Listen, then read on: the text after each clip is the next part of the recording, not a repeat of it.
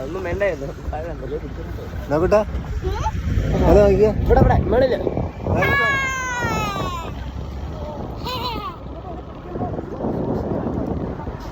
Hebri സീരീസിൻ്റെ continuation ആട്ടോ. ഞങ്ങൾ പുഴയിൽ പോകുന്നതിന് മുന്നേ പിള്ളേരെല്ലാവരും കൂടെ നമ്മുടെ ജോയങ്കിളുടെയും ചേച്ചാൻ്റെയുടെയും പറമ്പ് കാണാൻ പോയിട്ടുണ്ടായിരുന്നു.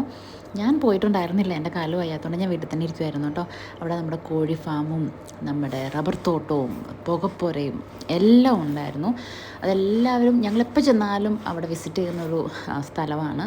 അപ്പോൾ നോയ്ക്കും ലിയാമിനുമാണ് ഏറ്റവും അധികം സന്തോഷമായതും എക്സൈറ്റ്മെൻ്റ് ആയതും. നിറയെ കോഴികളെ കാണാനും പട്ടിക്കുട്ടിയെ കാണാനൊക്കെ പറ്റി. ലിയാം പട്ടിക്കുട്ടിയെ താഴെ എത്തുന്നുണ്ടായിരുന്നില്ല കേട്ടോ.